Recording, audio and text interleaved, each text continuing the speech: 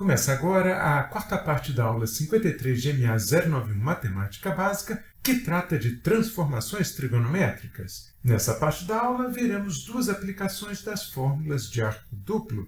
Nossa primeira aplicação consiste em deduzir uma fórmula para o cosseno do arco triplo, ou seja, cosseno de 3x. Para deduzir essa fórmula, vamos lembrar que 3x nada mais é do que 2x mais x. Ou seja, podemos reescrever cosseno de 3x como cosseno da soma de dois arcos. Acontece que nós conhecemos a fórmula do cosseno da soma de dois arcos, que é dada por cosseno de A vezes cosseno de B, menos seno de A vezes seno de B. Nesse caso, temos A igual a 2x e B igual a x, de tal forma que o cosseno de 3x pode ser escrito da maneira apresentada aqui na tela. Observe que esta fórmula do lado direito envolve o cosseno de 2x e o seno de 2x. Felizmente para nós, essas duas expressões também possuem fórmulas conhecidas. Em particular, podemos dizer que o cosseno de 2x é 2 vezes o cosseno ao quadrado de x menos 1.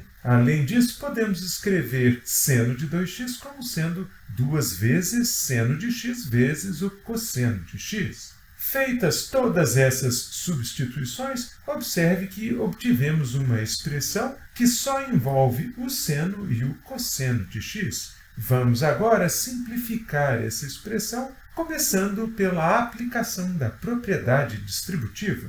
Note então que o primeiro termo se resume a 2 vezes o cosseno ao cubo de x menos o cosseno de x, enquanto o segundo termo nada mais é do que 2 vezes seno ao quadrado de x vezes o cosseno de x. Se você quiser deixar a expressão tal como está mostrada aqui na tela, isso é perfeitamente possível, mas nós faremos um passo a mais para eliminar o seno ao quadrado de x que aqui aparece e obter uma expressão que só envolva o cosseno de x.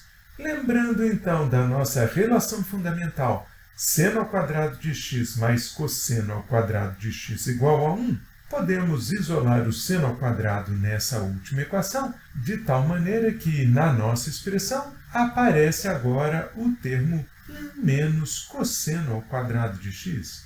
Aplicando novamente a propriedade distributiva agora ao último termo da nossa expressão, obtemos 2 cosseno ao cubo de x menos o cosseno de x menos 2 vezes o cosseno de x mais 2 vezes o cosseno ao cubo de x. Repare então que temos dois termos que envolvem o cosseno ao cubo de x e dois termos que envolvem o cosseno de x, e agrupando esses termos, obtemos a expressão final: cosseno de 3x é 4 vezes o cosseno ao cubo de x menos 3 vezes o cosseno de x.